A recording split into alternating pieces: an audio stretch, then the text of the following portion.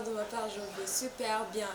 Aujourd'hui, on est à la découverte d'une femme vaillante, une femme qui est en train d'inspirer la jeunesse burundaise. Elle ne vit pas ici au Burundi, elle vit au Canada, mais on a profité de ce moment qu'elle est ici en vacances pour qu'elle puisse nous parler un peu plus de son parcours. Sans toutefois tarder, on vous laisse découvrir de qui s'agit-il.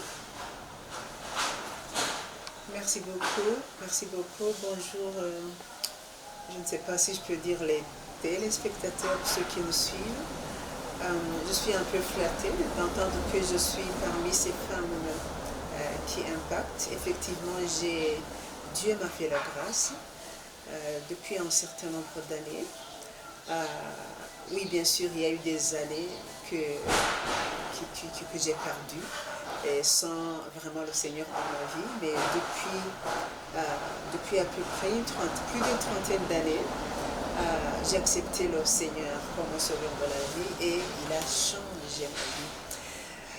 Je m'appelle Marie-Glorieuse Kadayo.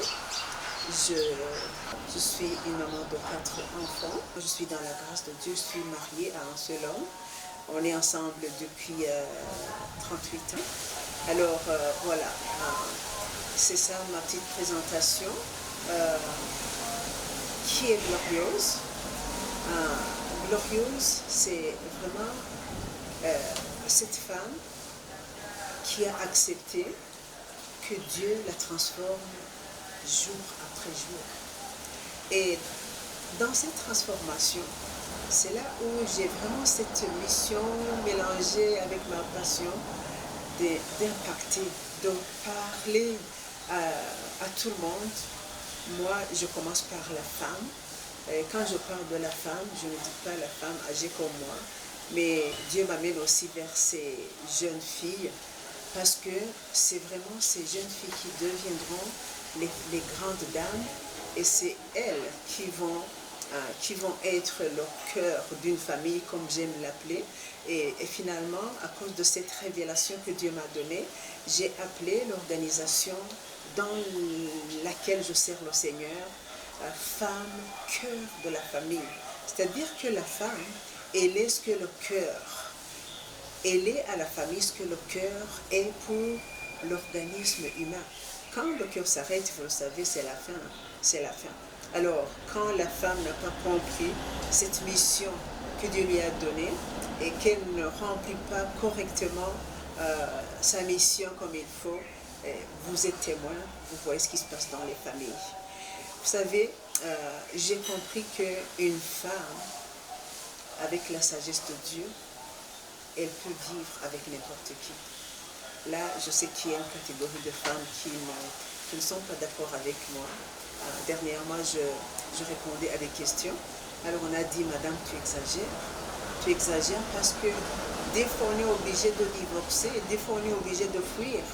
Moi, je leur ai dit, le divorce, c'est un mot que Dieu n'aime pas. Mais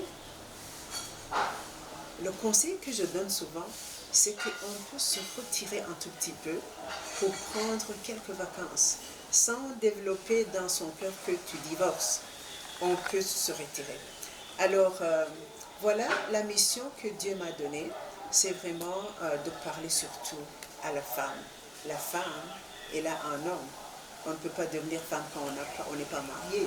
Donc, je parle aux femmes déjà mariées, ou des gens qui ont des problèmes, qui ont été séparés.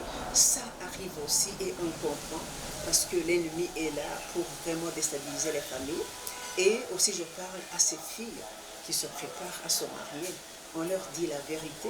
Parce que des fois, on pense que aller se marier, commencer sa vie avec son conjoint, c'est facile.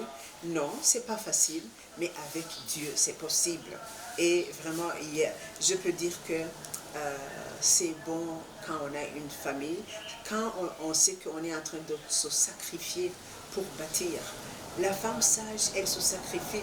D'ailleurs, la femme sage se lève très tôt le matin et n'a pas vraiment, si elle veut vraiment être une femme qui donne sa vie, elle n'a pas droit à ces grasses matinées, pas tous les jours.